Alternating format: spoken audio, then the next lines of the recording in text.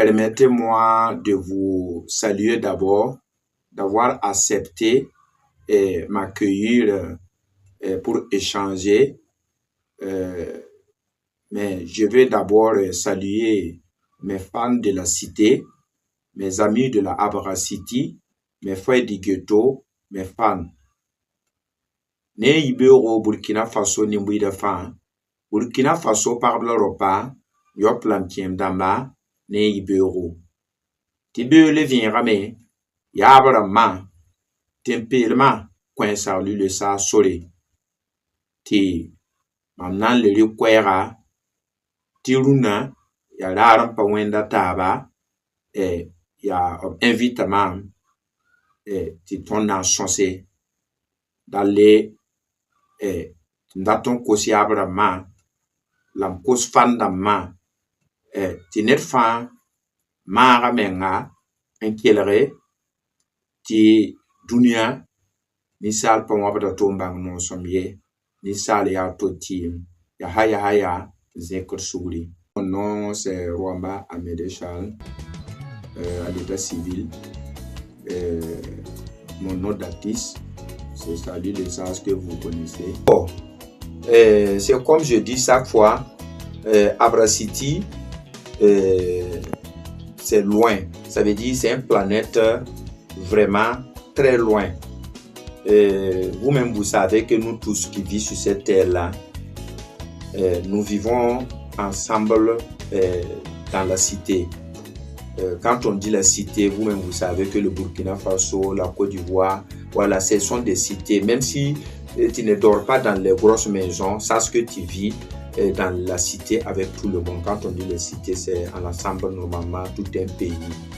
Ça veut dire la population qui vit dans ce pays, qui vit dans la cité.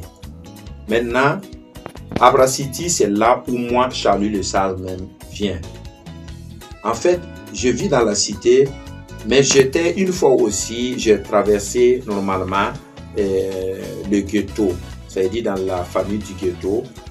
Dans la famille du ghetto, c'est le mal, ça veut dire on prend la drogue, on prend les alcools frélatés, c'est le désordre. Quand ceux qui travaillent la vie de Babylone, la vie du ghetto, il y a tout dedans.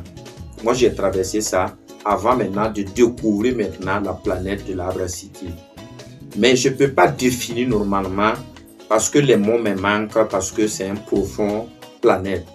C'est la planète des guerriers, c'est la planète de ceux qui ont réussi normalement la bénédiction de Dieu. C'est la planète que Dieu rachète normalement les hommes dans le ghetto pour mettre, parce que c'est des gens en fait, ils sont intelligents, ils savent ce qu'ils veulent, ils aiment la vérité, ils acceptent la vérité. Ça veut dire que ce sont des hommes vraiment que Dieu même a bénis. Donc ça veut dire les élus de Dieu. Voilà, c'est à la fond de l'Abra City. Ce sont des hommes bénis de Dieu. Quand tu vis dans l'Abra City, ça veut dire que je peux dire que personne ne peut encore t'égarer parce que en fait tu es devenu un homme qui doit vivre et qui doit faire de bonnes choses sur la terre pour profiter à tous ceux normalement. Ça veut dire que c'est le combattant pour amener les égarés normalement dans la famille de la Abra City. Donc c'est là-bas Charlie Le Sage vient. Donc comme c'est des choses spirituelles, ce que je demande seulement à tous les fans de la cité, c'est chacun n'a qu'à prendre le droit chemin seulement, à faire du bien. Voilà, à faire du bien. Parce qu'en faisant le bien, c'est là normalement les gens après vont donner le bilan et qui va permettre à Dieu maintenant de te choisir maintenant pour amener dans l'Abra City.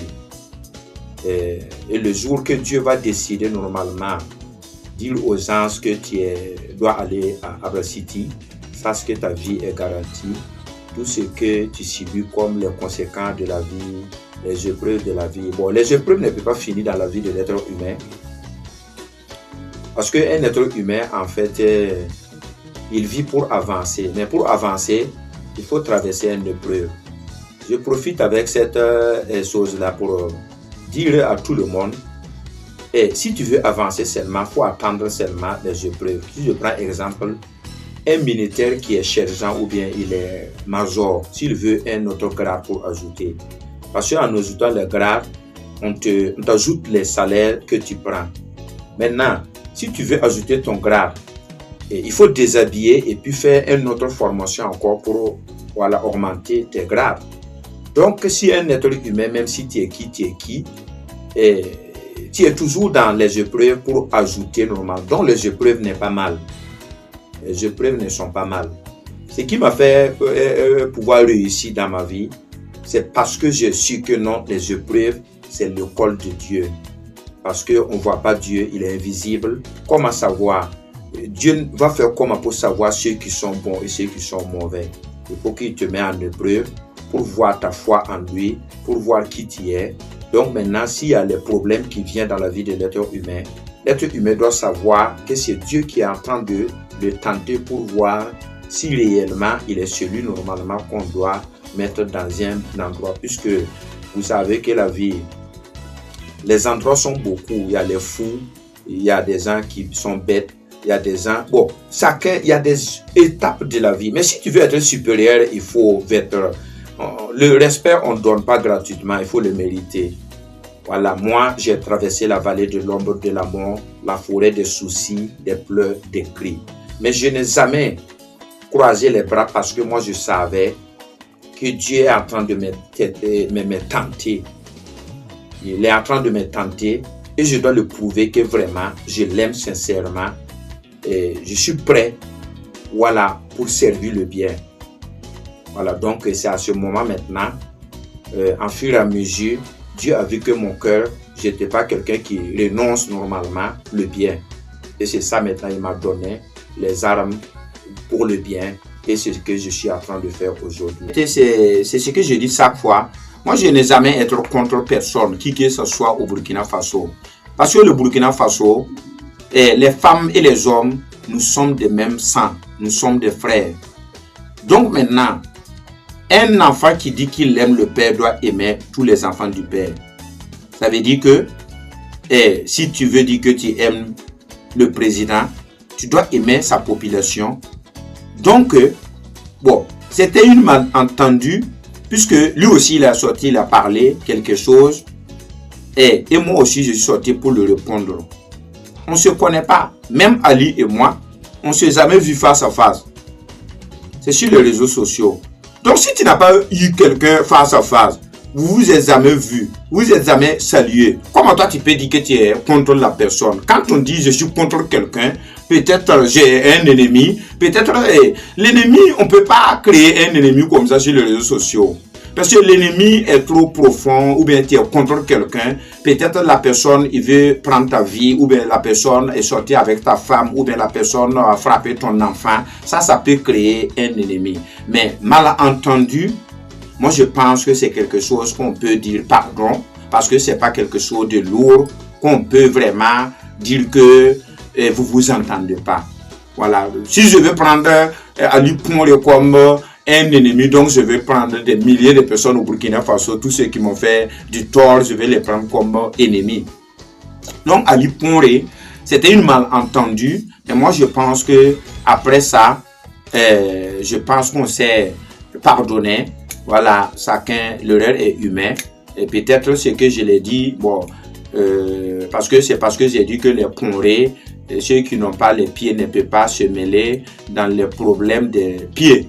Effectivement, c'est le mot que les gens ont interprété ça d'une manière, mais c'est la pure vérité. Est-ce que ce que je dis là, je ne vois pas du mal, mais quand tu ne prends pas ça d'une manière de vérité, tu peux l'imaginer. Tu sais, quand tu fais sortir un mot, chacun a sa mentalité d'imaginer de sa capacité du cerveau que Dieu l'a donné. Donc à ce moment, c'est pourquoi ils ont interprété ça mal. Peut-être lui-même il a interprété ça comme c'est une insulte, alors que non, c'est vrai. Le rond-point, Ali Pounre même ne doit pas aller là-bas parce que c'est un endroit, les Pounre aussi, ils ont un travail qu'ils peuvent faire. Je sais que c'est des citoyens burkinabés, je sais qu'eux aussi contribuent aussi des choses aussi au Burkina Faso, parce que toute personne qui vit au Burkina Faso, qui est vivant, qui n'est pas mort, c'est que Dieu en fait l'utilise toujours. Mais Et chacun doit savoir où mettre son pied. Chacun doit savoir ce qu'il est capable. Par exemple, aujourd'hui, moi, le capitaine Ibrahim peut me dire, Charlie, viens partir au front. Je vais prendre une arme. Mais est-ce que si le capitaine appelle Ali pour aller au front, le monde même va dire que ça maintenant, c'est devenu grave parce que les militaires, les gens qui ont les pieds n'ont pas fini. On ne peut pas prendre un handicapé, ton bras est coupé, on ne peut pas t'amener au front.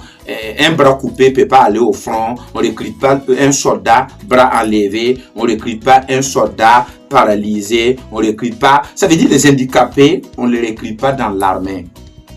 Voilà, c'est ce que je voulais faire comprendre à Ali. Mais les gens ont interprété ça, ou bien lui-même il a interprété ça comme si c'est une injure. Mais non, moi je n'ai pas d'habitude de citer les gens.